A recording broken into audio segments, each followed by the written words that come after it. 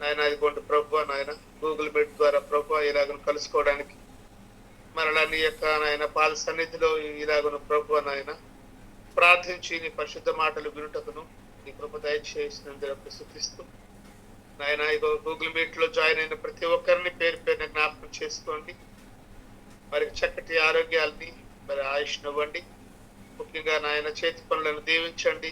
ప్రతి విధమైనటువంటి శోధనల నుండి తప్పించి నీ కృప ఉంచండి. నీ మాటలు వింటున్న నీ బిడ్డలు ప్రతి ఒక్కరిని ఆదరించండి. ఏ సమస్యల్లో ఉన్నారో, ఏ కష్టాల్లో ఉన్నారో, ఎలాంటి నాయన మరి కష్టాలతో ప్రభు ఆయన ముందుకు కొనసాగుతూ ఉన్నారు. తిరిగిన దేవ ప్రతి ఒక్కరిని దర్శించమని ప్రార్థిస్తూ ఇదిగో నాయన నీ యొక్క ప్రియ సేవకుల్ని ప్రభు గారిని ఆయన సేవకురాల్ని ప్రియ సంఘాన్ని కుటుంబాన్ని జ్ఞాపకం చేసుకోండి. నీ కృపతో నింపండి. మరి కొద్ది నిమిషాలు నీ మాటలను విత్తుతుండగా ఆయన మరి నాతో మాతో మీరు ఉండండి. మీరు మహిమ పొందుకోండి. యేసు పరిశుద్ధ నామమున ప్రార్థించి వేడుకుంటున్నాము తండ్రి. ఆమేన్. ఆమేన్. దేవుని యొక్క వాక్యాన్ని మనము చూసుకుందాము. మీరు చాలా రోజులు చాలా విషయాల్ని ప్రతిదినము కూడా నేర్చుకుంటూ ఉన్నారు. చాలా సంతోషం. నా యొక్క ఆలోచన ఎప్పుడు కూడా ఒకేలా ఉంటుంది. ఏంటంటే దేవుడు గొప్పవాడు అని చెప్పడంలో అది ఒక తరుణము. కానీ గొప్ప దేవునికి ఎరిగిన మనము గొప్పగా బ్రతకడం అనేది మరొక గొప్ప విధానం. కనుక ప్రతి సత్యాన్ని మనం గమనించినప్పుడు, ప్రతి ఆత్మీయ ఆలోచనలను మనం ప్రభు ముందు పెట్టినప్పుడు దేవుడు మనకు సహాయం చేయకపోడు. కనుక చాలా విషయాలు నేర్చుకుంటున్నారు. మరి ఉదయకాలం కొద్దిగా ఇబ్బంది, అందులో రాత్రి పగలు కష్టపడతారు, బాధపడుతుంటారు. కనుక చక్కగా దేవుడి మాటలు వినడానికి ఇష్టపడండి. దేవుడు సహాయం చేస్తాడు. చూడండి, కొన్ని విషయాలను చూస్తే దేవుడు సహాయం అనేది చేస్తాడు. మత్తయి సువార్త 13వ అధ్యాయం. మత్తయి సువార్త 13వ అధ్యాయం 24 నుండి 30 వచనాలు చదువుకుందాము. 24 నుండి 30 వచనాలు. ఎవరైనా చదవగలిగిన వారు మాటలు చదవచ్చు. ఆయన మరి ఒక ఉపమానము వారితో చెప్పెను. ఏమనగా, పరలోక రాజ్యము తన పొలములో మంచి విత్తనము విత్తిన ఒక మనుష్యుని పోలి ఉన్నది. మనుష్యులు నిద్రించుచుండగా అతని శత్రువు వచ్చి గోధుమల మధ్యను గురుగులు విత్తిపోయెను. మొలకలు పెరిగి గింజ పట్టినప్పుడు గురుగులు కూడా ఆగుపడెను. అప్పుడు ఇంటి యజమానుని దాసులు అతని వద్దకు వచ్చి, అయ్యా, నీవు నీ పొలంలో మంచి విత్తనములు విత్తితివి గదా, అందులో గురుగులు ఎక్కడి నుండి వచ్చితివని అడిగిరి. ఇది శత్రువు చేసిన పని అని అతడు వారితో చెప్పగా, ఆ దాసులు, మేము వెళ్ళి వాటిని పెరికి కూర్చుట నీకిష్టమా అని అతనిని అడిగిరి. అందుకతడు, వద్దు, గురుగులను పెరుగుచుండగా వాటితో కూడా ఒకవేళ గోధుమలను పెళ్లగింతురు. కోతకాలము వరకు రెంటిని కలిసి ఎదుగనీయుడి. కోతకాలమందు గురుగులను ముందుగా కూర్చి వాటిని కాల్చివేయుటకు కట్టలు కట్టి గోధుమలను నా కొట్టులో చేర్చి పెట్టుడని కోతగాండ్రుతో చెప్పుదునెను. దేవుని స్తోత్రం. థ్యాంక్స్ అమ్మా. చూసారా, చక్కటి మాటలు ఇప్పుడు మనం ఉదయకాలము ధ్యానిస్తా ఉన్నాము. ఇందులో చాలా విషయాలు ఇప్పుడు ఉదయకాలం మనం నేర్చుకోబోతున్నాం. యేసుక్రీస్తు ప్రభువారు మరి వారు ఈ యొక్క లోకంలో ఉన్న కాలంలో అనేకులకు కూడా చక్కగా అర్థమయ్యే రీతిన, ఉపమాన రీతిన చాలా విషయాల్ని తెలియజెప్పేవారు. అర్థమయ్యే రీతిన, ఉపమాన రీతిన చాలా మందికి తెలియజెప్పేవారు. ఆ తెలియజెప్పుట్లో కూడా కొన్ని శిష్యులకు కానీ ప్రజలకు కానీ అర్థమయ్యే పరిస్థితులు కొన్ని సందర్భాల్లో అది అర్థమయ్యేటట్లు ఉన్నట్లుగా ఉన్నప్పటికీ కూడా దానికి ఉపమాన భావాల్ని మరలా అడిగి తెలుసుకునే పరిస్థితులు కూడా ఉండేవి. ఆ సందర్భాలను కూడా మన పరిశుద్ధ గ్రంథంలో చూస్తున్నాం. మంచిది. అయితే దాన్ని కూడాను వివరించుకుంటా ప్రభు అయితే ఉండలేదు. ప్రతి దానికి కూడాను ఉపమాన రీతిగా చెబుతూ దాని వివరణ కూడా ఇస్తూ ముందుకి వారిని కొనసాగించేవారు. ఈరోజు దినము కూడా ఈ యొక్క ఉపమానం ద్వారా మనకు కొన్ని లోతైనటువంటి ఆలోచనలు కూడా తెలుసుకోబోతున్నాం. ఇక్కడ వ్రాయబడినటువంటి మాటలు మనం చూస్తే ముందుగా మీరు గమనించండి, పరిశుద్ధ గ్రంథము కేవలం చాలా మంది ప్రశ్నలతోనే ఉందని అంటుంటారు. ప్రశ్నలతోనే ఇది ఉంటుంది అనేదిగా మాట్లాడుతూ ఉంటారు. కానీ అర్థం చేసుకుంటే గనక ప్రశ్నలతోనే కాదు కానీ సమాధానాలు కూడా పరిశుద్ధ గ్రంథంలో స్పష్టంగా ఉన్నాయి. ప్రశ్నలతో పాటు సమాధానాలు కూడా ఉన్నాయి. సమాధానాలకు కూడా ఉన్నటువంటి ఏకైక గ్రంథం పరిశుద్ధ గ్రంథం బైబిల్. గనక ఈ సంగతులను మనం తెలుసుకుంటున్నప్పుడు మన పరిస్థితి ఎలా ఉంది, మన ఆలోచన విధానం ఎలా ఉంది అనేది కూడా మనకి అర్థమవుతుంది. గమనిస్తే ఇక్కడ మనం చదువుకున్నాము, సహోదరు చదివారు 24వ వచనం నుండి 30 వరకు.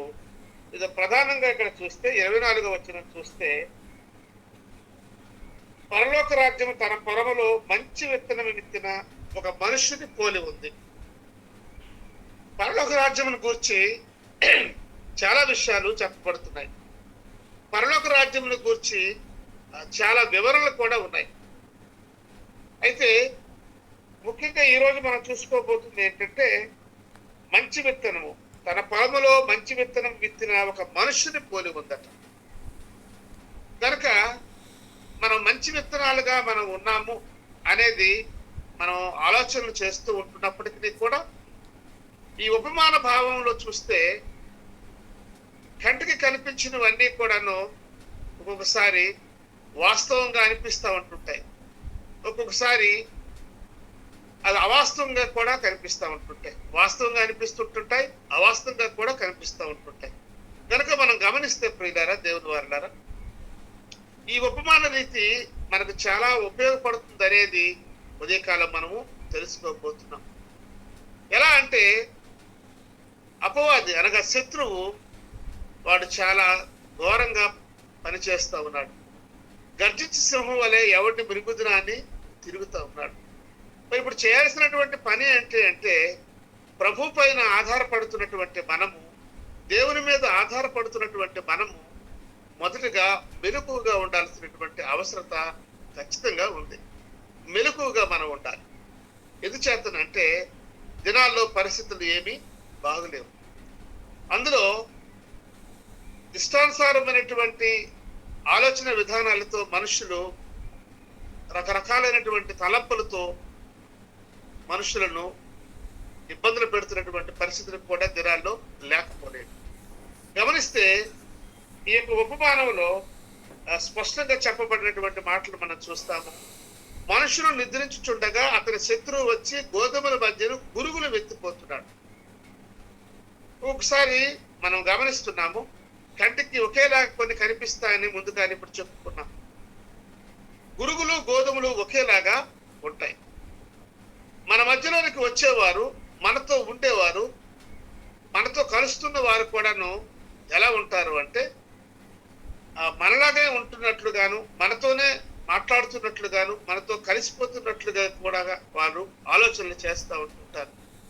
దాన్ని కూడా మనం గమనించాల్సినటువంటి అవసరం ఉంది.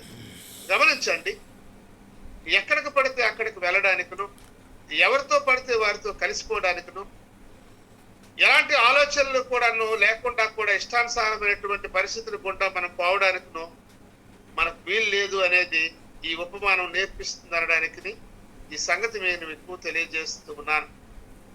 ఈ 26వ వచనంలో చూస్తే, మొలకలు పెరిగి గింజ పట్టినప్పుడు గురుగులకు కూడా అగబడినట. అప్పుడు ఇంటి యజమాని దాసులు అతని యొద్దకు వచ్చి, అయ్యా, నీవు నీ పొలంలో మంచి విత్తనం విత్తితివి కదా, అందులో గురుగులు ఎక్కడి నుండి వచ్చితివని అడిగింది.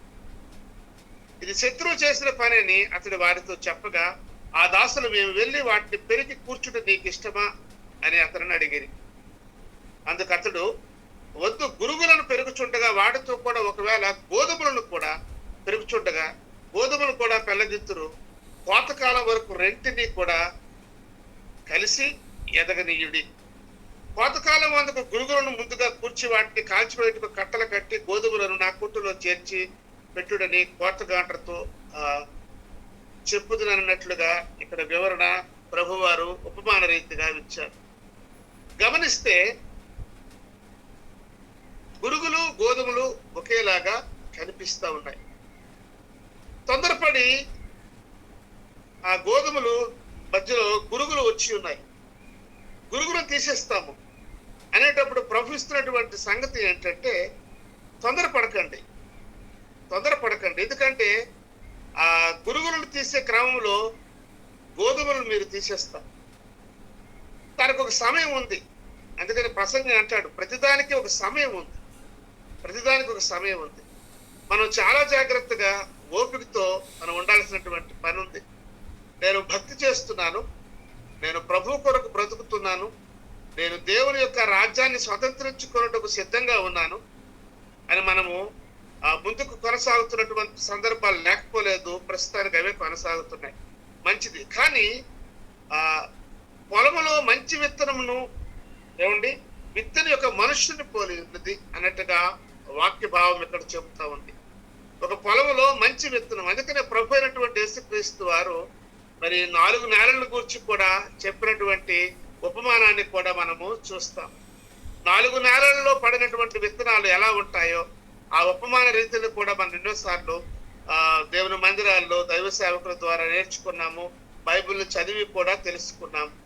4 నేలల్లో పడినటువంటి విత్తనాల్లో ఎలా ఉంటాయో మనం తెలుసుకున్నాం కదా. మరి త్రావ పక్కన పడినటువంటి విత్తనం ఎలా ఉంటుంది, మరి ముండ్ల పొదలలో పడినటువంటి విత్తనం ఎలా ఉంటుంది, పనులేని రాతి నేలల్లో పడినటువంటి విత్తనం యొక్క పరిస్థితి ఎలా ఉంటుంది, మంచి నేలలో పడినటువంటి విత్తనము మరి ఎలా ఉంటుంది, ఎలా ఫలిస్తుంది అని ప్రభు ఉపమాన రీతిగా కూడా చెప్పిన సంగతులను మనం చూస్తాము. గమనించండి, మెలకువగా మనం లేకపోతే మన పరిస్థితులు చాలా ఘోరంగా ఉంటాయి.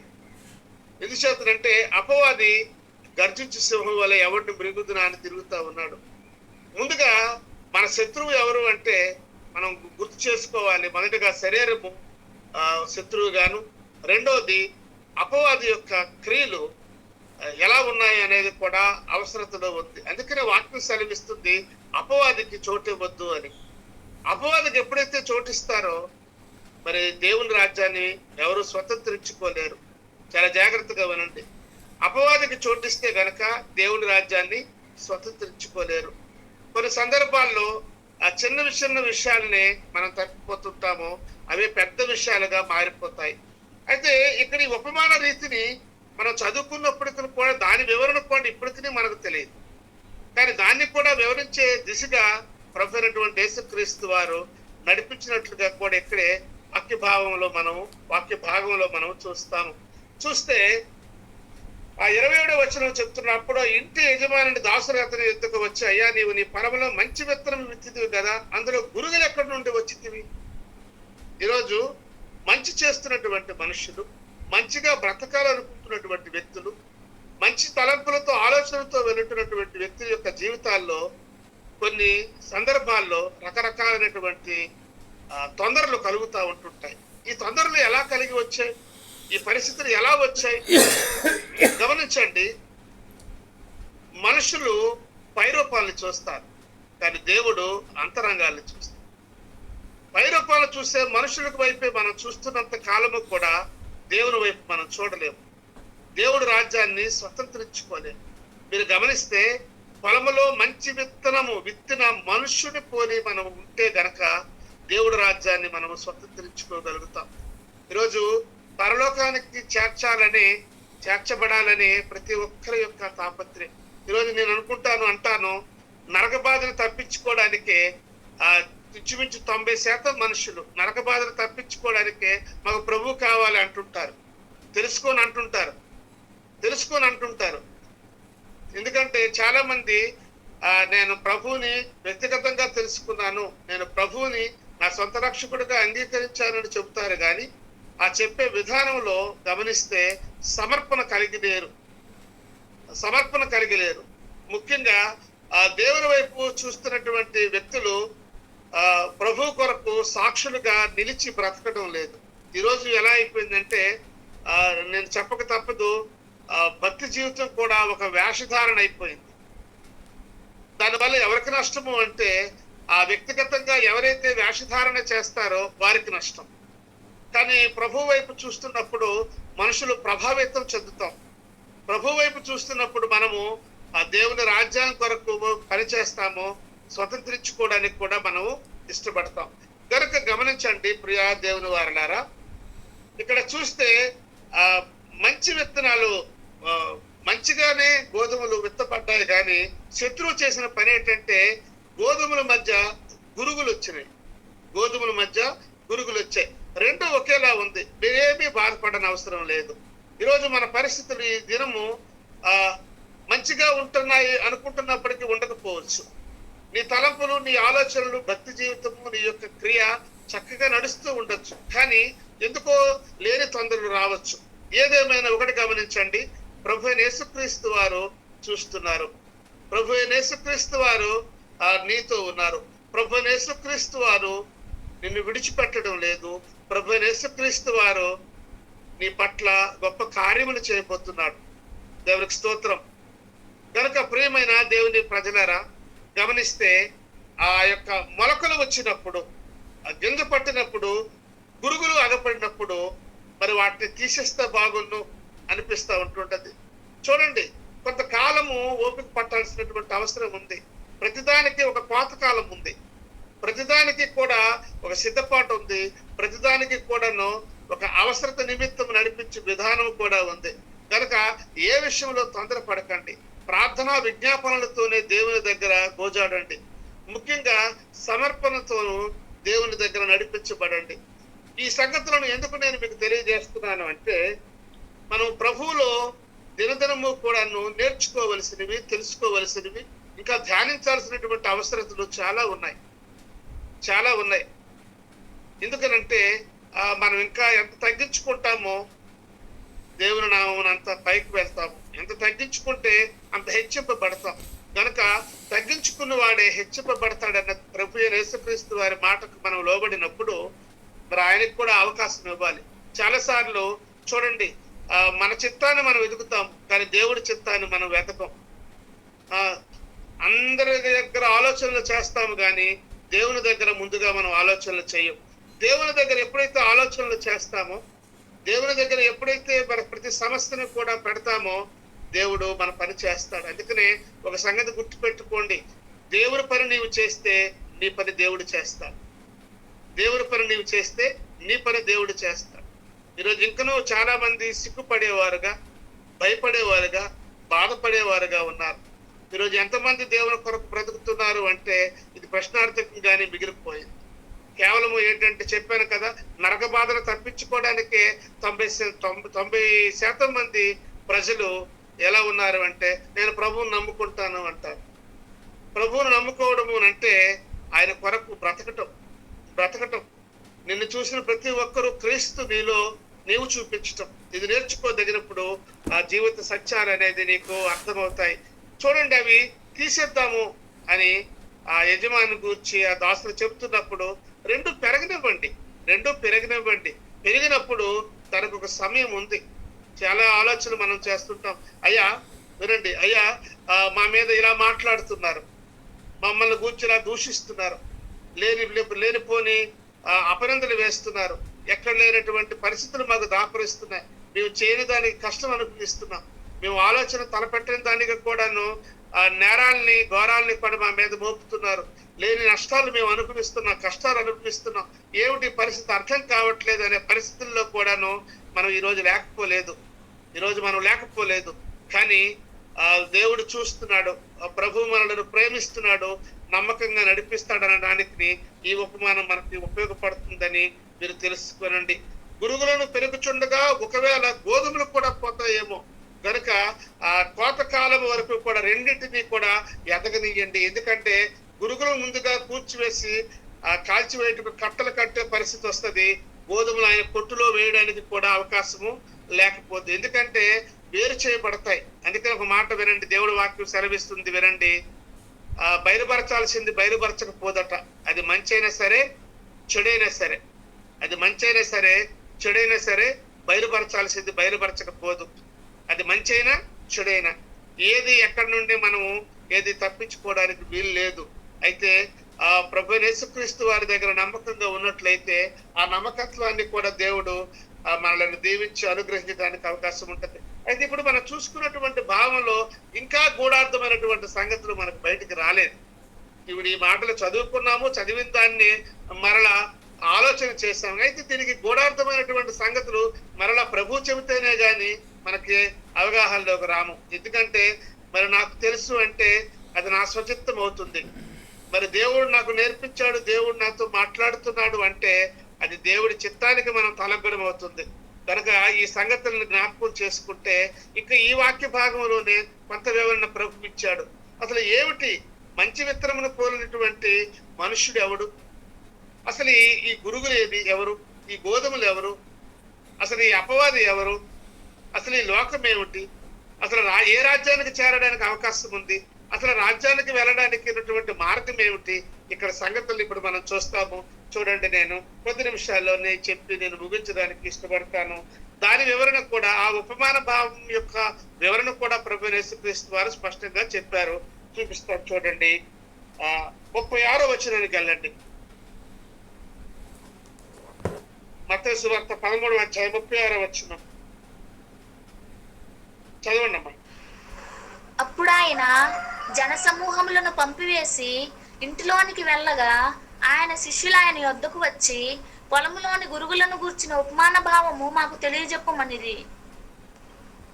చదవండి. అందుకాయన ఇట్లను, మంచి విత్తనము విత్తువాడు మనుష్య కుమారుడు, పొలము లోకము. మంచి విత్తనములు రాజ్యకుమారులు, గురుగులు దుష్టుని కుమారులు. వాటిని విత్తిన శత్రువు అపవాది.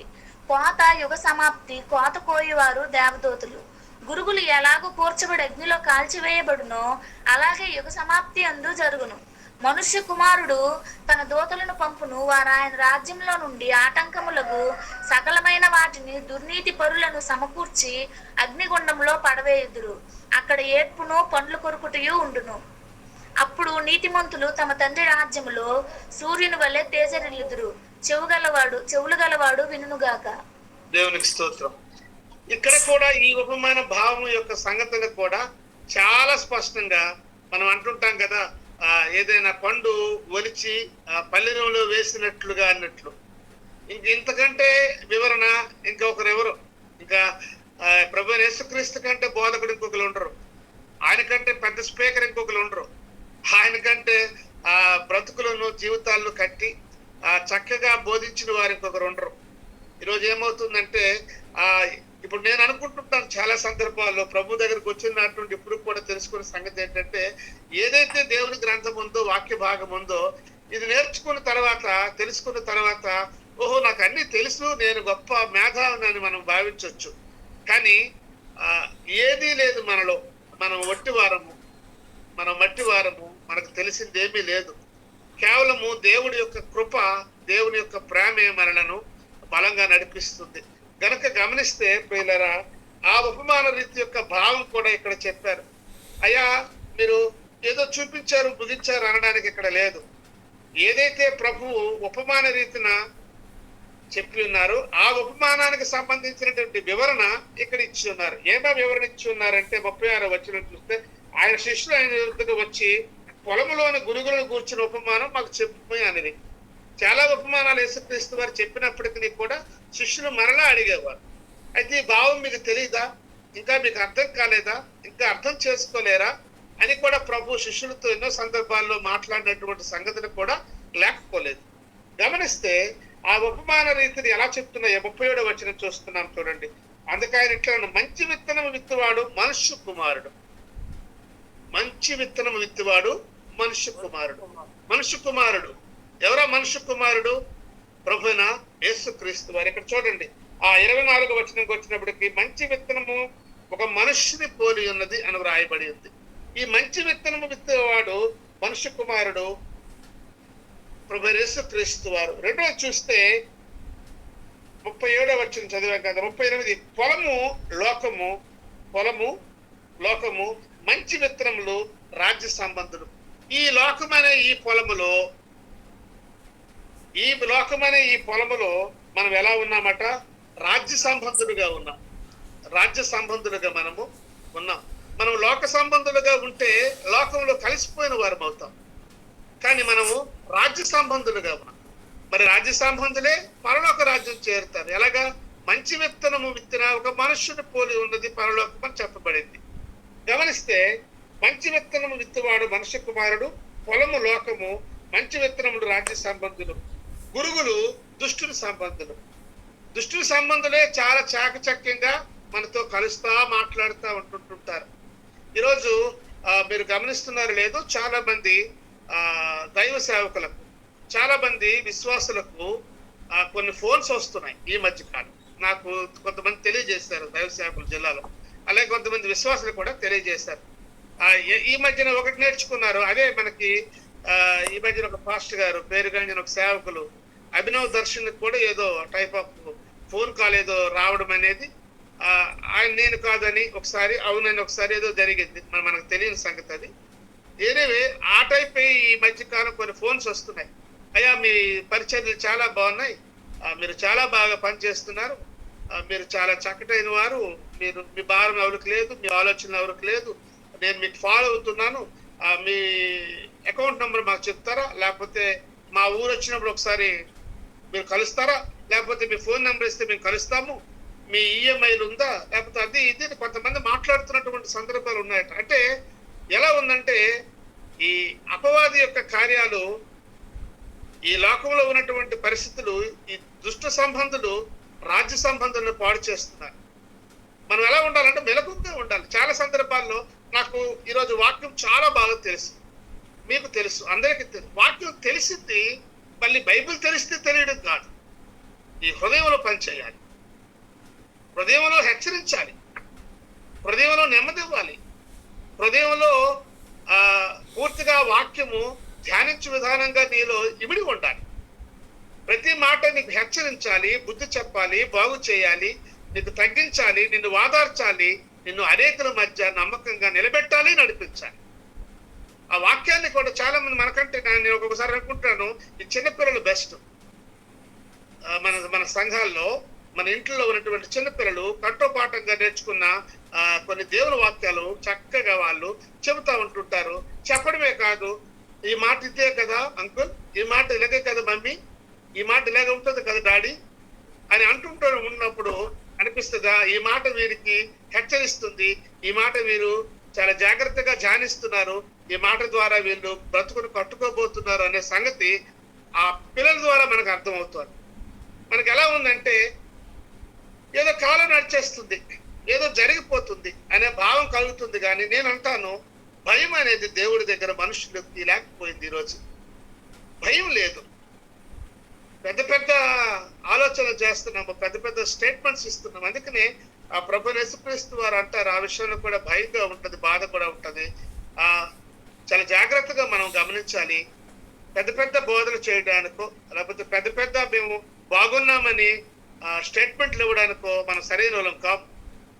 చాలా జాగ్రత్తగా మనం మన బోధని బ్రతుకుని ఒకే విధంగా ఉంచుకున్నప్పుడు దేవుడు కనికరిస్తాడు అనడానికి సంగతులు ఉంటాయి.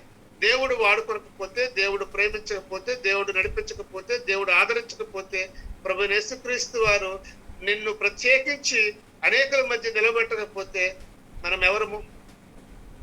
అప్పుడు ఏమవుతుందో తెలుసా, మనం గోధుమలమే, కానీ గురుగులు వచ్చి మన పక్కన ఉన్నాయి. మనం గోధుమలమే, గురుగులతో మనం ఉన్నాం. గురుగులు కూడా మనలో ఉన్నాయి, మనకు తెలియదు ఆ సంగతి. ఒకవేళ మనం గమనించినట్లయినప్పటికీ కూడా అవి తీసేస్తాం, ఏరేస్తాం, పారేస్తాం అంటుంటాం. ఏరేసినా పారేసినా మనం చేస్తున్నట్టు ఏమి లేదు. మరలా దేవుని సహకారం లేకపోతే, దేవుని ఉపకారం లేకపోతే, ప్రభువైన యేసుక్రీస్తు వారు తోడుగా లేకపోతే మనం ఏమీ చేయలేం. అందుకే ప్రభు అంటాడు, నాకు వేరుగా ఉండి మీరు ఏమీ చేయలేరు, నాకు వేరుగా ఉండి మీరేం చేయలేరు. నేను నిజమైన ద్రాక్ష వల్లిని, నా తండ్రి వ్యవసాయకుడు గనక మీరు నాతో అంటకట్టబడి ఉంటే గనక ఎలా ఉంటుందో తెలుసా? ఆయనతో అంటకట్టబడి ఉండినప్పుడే మనం ఫలిస్తాం. దేవుడికి వేరుగా ఉండి మనం ఏం చేయలేం. మాకు తెలుసులండి, ఎందుకు వినాలండి, ఏంటి అవసరం అండి, అక్కడికి రాకపోతే కుదరదా అండి. ఈరోజు నేను ఒక సువార్తకి వెళ్ళాం, లట్టిగాము ఆ పరిసర ప్రాంతాలు, నందిగా పరిసర, చాలా చక్కగా దేవుడి కృపను బట్టి చాలా చక్కగా జరిగింది. నేను మంచి వాతావరణం, మరి వర్షం వస్తుందని దేవుడి కృప, కాంప్లెక్స్ లో బండి పెట్టి కూడా బస్సుకు కూడా వెళ్ళి అక్కడ సువార్త చేసి వచ్చేటప్పుడు అక్కడ ఉన్నటువంటి ఒక దైవజనుడు ఒక గ్రామంలోకి వెళ్ళేటప్పుడు ఎలా బాధపడుతున్నాడు అంటే, వాడి దగ్గరికి వచ్చే విశ్వాసులు కూడా ఈరోజు ఎలాగైపోయారంటే, నమ్మకంగా ఉండే వ్యక్తులకు కూడాను ఈరోజు మందిరాలకు రాక, దేవుడి మాట వినక, నమ్మి వారిని చక్కగా నడిపించిన సేవకుడి మాటకు లోబడక, పూర్తిగా రకరకాలైనటువంటి తలంపులతో లోకంలో పరిస్థితుల్లోనికి వెళ్ళిపోతున్నటువంటి వ్యక్తుల గురించి వారు బాధపడుతూ అక్కడ ప్రార్థిస్తూ ఆ గ్రామంలోని వ్యక్తులు కలుస్తూ ఉన్నప్పుడు వారు మాట్లాడుతున్న విధానం ఎలా ఉందంటే, దైవ సేవకుడి ముందు, తన యొక్క ఆత్మీయ తండ్రి ముందు కూడాను ఇష్టానుసారంగా మాట్లాడుతున్నటువంటి వ్యక్తులు ఎదురవుతున్నప్పుడు చాలా బాధ కలిగింది. ఈ మాట ఎందుకు గుర్తు చేస్తున్నాను అంటే, మనము దేవుడి వైపు చూస్తే, నేను ఎప్పుడు అంటుంటాను ఒక సంగతి, దేవుడి వైపు చూడని వ్యక్తి, దేవుడికి లోబడని వ్యక్తి, భయపడని వ్యక్తి ఎవడికి భయపడతాడు? ఎవడికి భయపడాల్సినటువంటి అవసరం ఉంది? ఎవరికి భయపడరు, అసలు దేవునికే భయపడరు. నేను మా సంఘాల్లో కూడా అదే అంటాను, దేవుడికి నువ్వు భయపడకపోతే నాకెందుకు భయపడతావు? నాకు ఒకవేళ నాకు భయపడినట్లుగా ఉంటే అది నటిస్తావు అంతే. ఈరోజు వేషధారణ అవసరంగా ఎంచుకున్నారు మనుషులు. కనుక రాజ్య సంబంధులుగా ఉండాల్సినటువంటి మనము దుష్టులతో కలిసి, దుష్ట సాంగత్యం మంచి నడవడికను చెరుపుతుంది. దుష్ట సాంగత్యాలతో మనం ఎప్పుడైతే స్నేహం చేస్తున్నామో పడిపోతున్నామో, పాడైపోతున్నామో, ఈ సంగతులు జ్ఞాపకం చేసుకోండి. ఇక్కడ చెప్పబోతున్న మాట ఒకటే, మంచి విత్తనం విత్తువాడు మనుష్య కుమారుడు. ఏమండి, పొలము లోకము, మంచి విత్తనము రాజ్య సంబంధులు, గురుగులు దుష్టుని సంబంధులు, వాటిని విత్తి శత్రువు అపవాది, కోత యుగ సమాప్తి, కోత కోయవారు దేవదూతలు, గురుగులు ఎలాగ కోల్చబడి అగ్నిలో కాల్చివేయబడును అలాగే యుగ సమాప్తి ఎందు జరుగును అన్న సంగతిని ఇంకా మరి కాస్త వివరణగా చెప్పారు. ఇక్కడ పై భాగంలో ఏ మాటలు అయితే చెప్పబడి ఉందో దానికి ఇంకా మరి కాస్త వివరణ ప్రభు ఇచ్చి ఉన్నారు. ఈరోజు ప్రతి ఒక్కటి ఇప్పుడు చెప్పాను కదా, పరిశుద్ధ గ్రంథము ప్రశ్నలతోనే లేదు, జవాబులతో కూడా నింపబడింది. ఈరోజు చాలా సందర్భాల్లో చూస్తే తప్పు చేసినోడికి ఎలాంటి పరిస్థితి శిక్ష ఉంటుందో చెప్పబడింది. దేవుని కొరకు నిలబడగలిగిన వాడు ఎలాగ ఎదుర్కొని చివరిలో దేవుని యొక్క రాజ్యాన్ని స్వతంత్రించుకుంటాడో కూడా చెప్పబడింది. ఈరోజు దేవుడి రాజ్యానికి వెళ్తాము, దేవుడి రాజ్యానికి వెళ్ళడం అంటే అంత సులువైన పని అయితే కాదు. నేర్చుకోవడం, తగ్గించుకోవడం, నలిగిపోవడము, అరిగిపోవడం. అందుకనే ఒక భక్తుడు అంటాడు వినండి, తుప్పు పట్టిపోయిన కంటే అరిగిపోతే మేలట. తుప్పు పట్టిపోయిన కంటే అరిగిపోతే మేలు. ఈరోజు మనం తుప్పు పట్టిపోతున్నాం, అరిగిపోవడం లేదు. మన యొక్క శరీరంలో ప్రతి ఒక్కటి అరిగిపోవాలి. మన జీవితంలో కూడా ప్రతి ఒక్కటి కూడాను తగ్గించుకునే విధానంలో ఉండాలి. ఈరోజు తుప్పట్టుకోవడానికి ఇష్టపడుతున్నారు కానీ అరిగిపోవడం లేదు. లే ప్రార్థించు, వాక్యం చెప్పు, రా వెళ్ళు, అది ఇది మాట్లాడుతుంటుంటేనే ఓహో ఈ భక్తి నాకు సంబంధించింది, నేను దేవునితో సంబంధించిన వ్యక్తిని, నేను దేవునితో బ్రతకాల్సిన వ్యక్తిని, దేవునితో కూడా నేను దేవుడి రాజ్యాన్ని స్వతంత్రించుకోదగినటువంటి వ్యక్తిని అన్న సంగతి ఎంతమందికి ఉంది? ఈరోజు అవసరత లేదు అన్నట్లున్నారు. అయితే ఒకటి, దేవుడు అవసరం ఎప్పుడు వస్తుందంటే మనుషులకి కేవలం ఒక అవసరాల భక్తి మాత్రమే చేస్తున్నారు, ఒక అలవాటు భక్తి చేస్తున్నారు, ఒక నామకార్థ భక్తి చేస్తున్నారు, ఆపద మొక్కులు భక్తి చేస్తున్నారు. కానీ భక్తి అనగా సమర్పణను తెలుసుకోవడం లేదు. ఇంకా ఇంతకంటే వివరణ ఇంకెవరు ఇవ్వగలరు? నీవు నిద్రపోచుండగా కూడా చాలా పనులు నీ మీద దాడి జరుగుతుంది. నువ్వు నిద్రపోతున్నావు, తెల్లవారు లేచేసరికి ఎలాంటి వార్త వింటున్నావు? ఈరోజు చక్కగా దేవుడు ఇంతవరకు నడిపించాడు, ఒక సూర్యోదయం చూచి భాగ్యం ఇచ్చావు. చాలా మంది సందర్భాల్లో చూస్తే మనం దేవుని దగ్గరకు వస్తున్నాం, కానీ దేవుని దగ్గర ఎలాంటి సమర్పణతో ఉంటామో, ఎలాంటి ఆలోచనతో ఉంటామనే సంగతిని కూడా తెలుసుకోండి. ఈ యొక్క పొలం అనేది లోకము. ఈ పొలంలో మంచి విత్తనం ఎవరంటే రాజ్య సంబంధుడు, మరి గురుగులు ఎవరంటే దుష్టుని సంబంధుడు. ఈ దుష్టుని సంబంధులతో చాలా జాగ్రత్తగా ఉండాలి. అన్నయ్య చాలా మంచోళ్ళు అన్నయ్య, అయ్యగారు చాలా మంచోళ్ళండి, అసలు మేమంటే వాళ్ళకి ఎంత ప్రాణం తెలుసండి అంటా ఉంటుంటారు ఒకసారి. చాలా జాగ్రత్త, చాలా మంచోళ్ళు అని నమ్మడానికి అవకాశం లేదు. ఎవరైతే దేవుడితో ఉంటారో, ఎవరైతే దేవుళ్ళు ఎదుగుతారో, ఎవరైతే దేవుడి కొరకు బ్రతుకుతారో వాళ్ళు మంచోళ్ళు, వాళ్ళు దేవుని రాజ్య సంబంధులు. కనుక ప్రియ దేవుని వారలారా గమనించండి, ఈ శత్రువు అపవాది కోత యుగ సమాప్తి, కోతకాలం వరకు కోత కోయవారి దేవదూతలు, గురుగులు ఎలాగ కూర్చబడి అగ్నిలో కాల్చవేయబడును అలాగే యుగ సమాప్తి ఎందుకు కూడా జరుగును అన్న సంగతిని కూడా ఇక్కడ చెప్పబడింది. చివరిగా వినండి, చాలా సందర్భాలు అనుకుంటుంటాము, మనం బాధపడుతుంటాం, కొద్దిగా ఇన్నర్ ఫీలింగ్ కూడా అందరికి ఒకటే ఉంది. ఏంటో తెలుసా? ఇంత భక్తి చేస్తున్నాము, ఏమిటి బాధలు? ఆలోచన అందరికీ ఉంటది, అంటే భక్తి పరులకే ఉంటది. ఇంత భక్తి చేస్తున్నాము, ఏమిటి కష్టాలు? ఇంత సమర్పణతో ఉన్నాము, ఏమిటి ఆలోచనలు? అంటే ఒకటే, శ్రమల గుండానే మనం పరలోకం చేర్చాలి, శ్రమలతోనే మనం దేవుని రాజ్యాన్ని స్వతంత్రించుకోవాలి. ప్రభు అంటాడు, మీరు మోయగలిగినంత కంటే బరువు మీకు ఇవ్వను అని. మనం ఎంత బరువు మోయగలుగుతామో అంతే భరిస్తాము, అంతే మోస్తాం. లేదా ఇక చేతులు చాపి ప్రభువు దగ్గరికి వెళ్ళి ఇక ఆయనని గూర్చి వేడుకోవాల్సినటువంటి అవసరం ఉంది.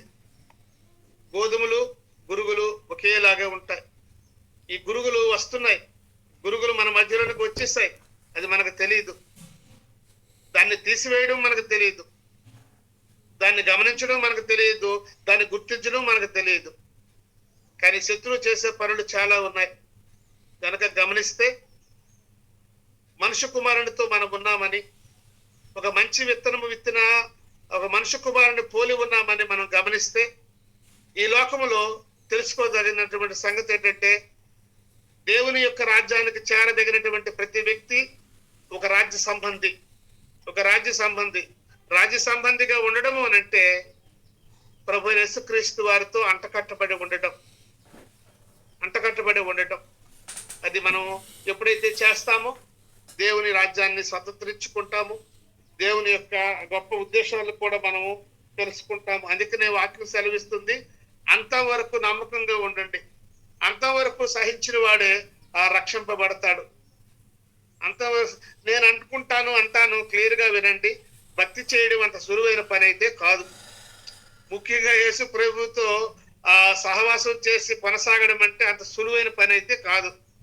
అసలు నిజంగా గనక మీరు ఆ ప్రార్థన చేస్తున్నారో లేదో మీ జీవితాల్లో నాకు తెలియదు, కానీ ప్రభువా నువ్వు నాకు కనిపించు అన్నోరు ఉన్నారు, ప్రభువా నీ మాట వినిపించు అన్నోరు ఉన్నారు, ప్రభువా నన్ను నేర్పించు అన్నారు అనుకోండి, ఆ లెక్క తేలుతుంది, వేరే ఉంటుంది. నాకు కనిపించు అంటే కనిపించినంత భక్తి మనకేముంది? ప్రభువా నాతో మాట్లాడుతాడు. మాట్లాడితే లోబడనోడుతూనే మాట్లాడతాడు. తర్వాత మనం ఇష్టానుసారంగా బ్రతికితే మనతోనే దేవుడు ఉంటాడు. దేవుడు రాజ్యాన్ని స్వతంత్రించుకోవడం అని అంటే ఒక మంచి విత్తనం ఫలించు నేలలో ఒక మంచి విత్తనం ఎలా ఉంటుందంటే అది పైరవుతుంది, పెరుగుతుంది, 30 దంతులు 60 దంతులు 100 ఫలిస్తుంది. మీరు ఒకటి గమనించండి, మీరు కానీ మీ కుటుంబంలో ఉన్నవారు కానీ సంఘంలో ఉన్న వారిని కానీ బయట చూస్తున్న వారిని కానీ ఒకసారి గమనిస్తే నిజంగా మనం ఫలిస్తున్నామా? నిజంగా మనం ప్రభు కొరకు పనిచేస్తున్నామా? నిజంగా దినదిన అభివృద్ధిలో మనం ప్రభు కొరకు ఏది వదులుకున్నాం? ప్రభు కొరకు ఏం సంపాదించాం? ప్రభువునే సంపాదించుకున్నామా లేదా? అసలు ప్రభు చెప్పిన మాట ఏమిటి? ఏం జరుగుతుంది అని అంటే మళ్ళీ అవన్నీ వదిలేండి, అక్కడికి వదిలేద్దాం అంటాం. అవన్నీ వదిలేద్దాము. ఎలాగవుతుందండి? ఈ బ్రతుక్కి మరి అన్ని అవసరతలు కదా, మనదంతా ఆపద ముక్కులే కదా, మనదంతా అవసరాలే కదా, మనదంతా ఆలోచన విధానమే కదా, ఏముంటుంది చెప్పండి అనే ఆలోచనలో కూడా మనం రాకపోము. కానీ ఈ లోకంలో నీవు నేను ఎవరిమైనా వినండి, చివరగా లోక సంబంధులుగా కంటే రాజ్య సంబంధులుగా ఉంటేనే పరలోక రాజ్యం చేర్చబడాలంటే మంచి విత్తనము పోలను మనుష్య కుమారుని వలె ఉండాలి. మనుష్య కుమారుడైన క్రీస్తుని వెంబడిస్తేనే తప్ప ఈ లోకాన్ని మనం జయించలేము. మనలో ఉన్నవాడు, నీలో ఉన్నవాడు, నాలో ఉన్నవాడు ఈ లోకాన్ని జయించిన వాడే. కానీ లోకాన్ని జయించిన వాడు నీలో ఉండాలంటే జయ జీవితాన్ని కూడా మనం అనిపించాలి. అలాంటి ఆలోచనలోనికి వెళ్ళాలి. గనక ఈ యొక్క గోధుమలు గురుగులు ఈ రెండు ప్రక్కపక్కనే ఉన్నప్పటికీ, ఒకేలా ఎదుగుతున్నప్పటికీ, ఒకేలా కనిపిస్తున్నప్పటికీ మనకు ఒకటి బాధ కలుగుతుంటది. చాలా మంది మరి ఇప్పుడు ప్రభు అయిన యేసుక్రీస్తు వారు ఎరగని వారు కూడా లోకంలో ఉన్నారు కదా, వారిని కూడా చూస్తున్నప్పుడు వాళ్ళు దేవుడి దగ్గరికి రారే, వారు ప్రభువును ప్రేమించరే, ప్రార్థించరే, వాళ్ళే కోటేశ్వరులు అయినారు, వాళ్ళకి ఏ కష్టాలు లేవు, వాళ్ళు బాగానే ఉన్నారు. వాళ్ళకి ఏంటి మన భాషలో చెప్తారు, మనకి ఒడియాలో గల అంటారు అడేజో బడేజో అని, ఏదో అవుతుందిలే, జరిగిపోతుంది, మనకేంటి పరిస్థితులు అనిపిస్తూ ఉంటుంటాయి. పరిస్థితుల్లో ఉన్నా సరే ఒక మాట చెప్తాను, మనం బలహీనులం కానీ మనం ఆరాధిస్తున్న ప్రభు బలవంతుడు. మనం బలహీనులం, నిజంగా చెప్తున్నాను, మనం బలహీనులం. ప్రభువుని ఆరాధించడానికి కానీ ఆయనను మనం గొప్ప చేయడానికి కానీ మనం సరిపోమండి, సరిపోం. ఎందుకంటే మళ్ళీ చెప్తాను, మనం బలహీనుడు. మనం పరిశుద్ధంగా కూడా మన బ్రతుకుల్లోకి ఉండాలి. ఎప్పుడైతే మనం పరిశుద్ధమైనటువంటి జీవితాన్ని గడుపుతామో దేవుడు మనకు సహాయము చేస్తాడు. కనుక దేవుడు రాజ్యాన్ని స్వతంత్రించుకోండి. మంచి విత్తనము విత్తిన మనుషుని పోలి ఉండండి. మెలుగుగా ముఖ్యంగా ఉండండి. ముఖ్యంగా ప్రతి వాక్యాన్ని ధ్యానిస్తున్న మనం ఈ హృదయం అనే పలక మీద రాసుకోండి. ఈ లోకం అనే పొలములో వదిలేకండి, ఈ హృదయం అనే పలక మీద రాసుకోండి. దేవుడు సహాయం చేస్తాడు. ప్రతి చిన్న మాట కూడాను మనకు హెచ్చరించాలి. ఎక్కడికైనా నువ్వు వెళ్ళావనుకో, అది బుద్ధి తక్కువ పని చేస్తున్నావు అనుకో, బుద్ధి లేని పని చేస్తున్నావు అనుకో, దేవుడు హెచ్చరించేటట్లుగా నీకు ఆ వాక్యము హెచ్చరించేటట్లు ఉండాలి, హెచ్చరించేటట్లు ఉండాలి. ఇప్పుడు ఉదాహరణ, దుష్ట సాంగత్యము మంచి నడవడికను చెరుపును అనుంది. అవును కదా, దుష్ట సాంగత్యం మంచి నడవడికను చెరుపుతుంది. నేను ఎలా ఉండాలి? అన్నిటికంటే ప్రభువుకి తక్కువ చేయకండి, ప్రభు నామాన్ని తక్కువ చేయకండి. మిమ్మల్ని బట్టి దేవుడు ఎక్కడ అవమానం చెందేటట్లుగా గనక ప్రవర్తించకండి. దేవుడు మనకు సహాయం చేయకపోడు. నేర్చుకుందాము, నడిపించమని అడుగుదాము. ముఖ్యంగా దేవుడికి నేర్పించమని అడుగుదాం. నాకు కనిపించవా? నువ్వు ఉన్నావంటే కనిపించు, ఏది నీ మాట ఒకసారి వినిపించు. ఇలాంటి తీవ్రవాదం కాదు, కానీ బాబు యేసయ్య నన్ను నేర్పించు, నాతో నీవు ఉండు, సహాయం చేయు. నేను బలహీనురాలని, బలవంతులను కాను, నేను బలహీనురాలను మనం ప్రార్థిస్తే దేవుడు సహాయం చేస్తాడు. ఎందుకంటే నిద్రపోతున్నప్పుడు సంగతి నీకు తెలియదు, మెరుగుగా ఉన్నావు అనుకున్నప్పుడు సంగతులు కూడా నీకు తెలియదు.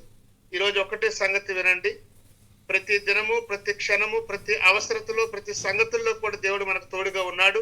రెండోది, ఆయన విడిచిపెట్టడం లేదు. అతి ముఖ్యంగా ఏంటంటే, మనందరికీ శత్రువులు బీభత్సంగా ఉన్నారు, లేరా? అందరికీ ఉన్నారు.